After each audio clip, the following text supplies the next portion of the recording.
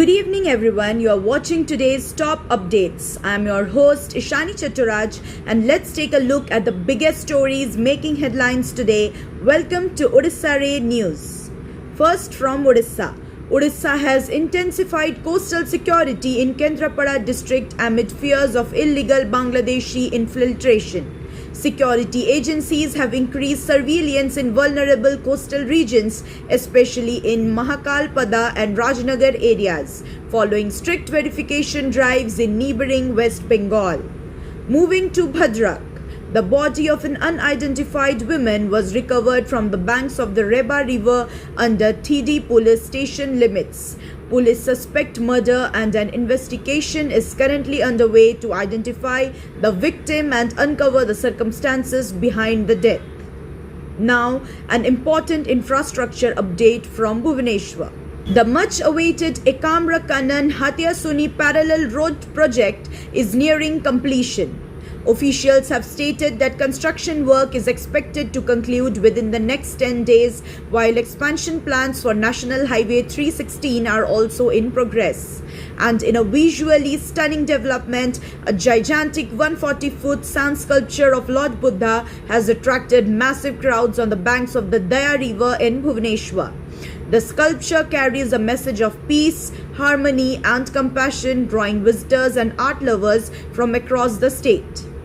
In other major Odisha story, Lady Inspector in Charge Sandhya Rani Jena of Talachua Marine Police Station in Kendrapara has been suspended following allegations of custodial assault involving a mother and son.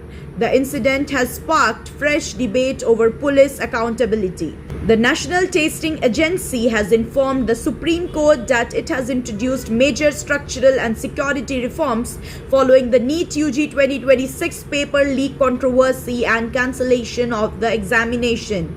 In a related development, the Indian Air Force is likely to handle transportation and logistics for the upcoming NEET UG retest scheduled on June 21st.